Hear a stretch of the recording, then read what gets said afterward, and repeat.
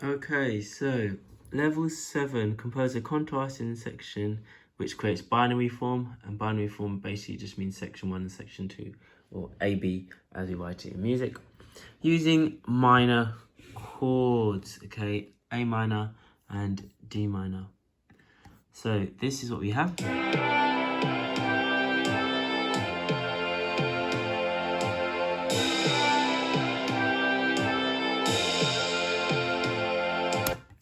Okay, so what we want to do for the next 4 bars is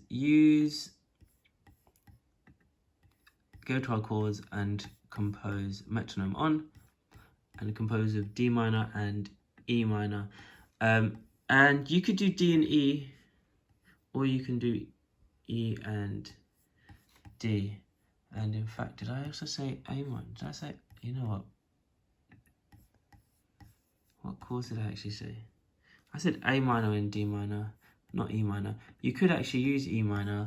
So basically D, A and E are the minor chords. So if we change to keyboard,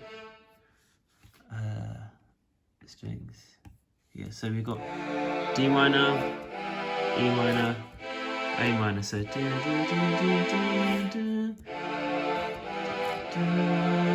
yeah, so A to D kind of works the nicest. So I'm going to record those chords in. 3,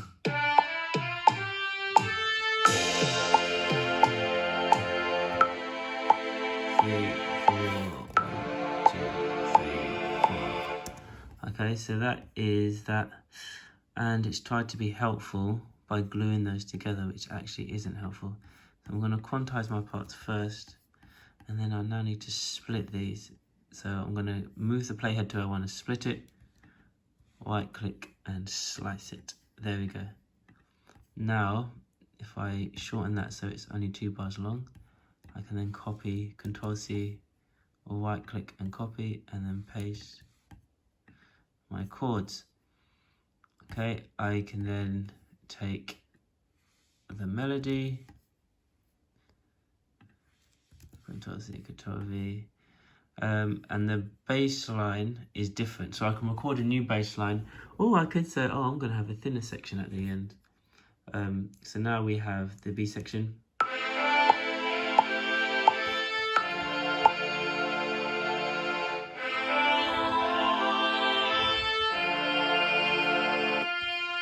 Okay, there's a note. There's a mistake there. Get rid of that mistake. Okay, so that is kind of it. And as I said, you can record a bass line with D and E. Also, the way you play the bass line with the chords, you can change the percussion. You can add some percussion as well. But I'm going to go through that in the next video. This will give you, if you record those chords and structure it like this, you've got an A section and a B section. This will give you your level 7. So let's just have a listen to it in its entirety.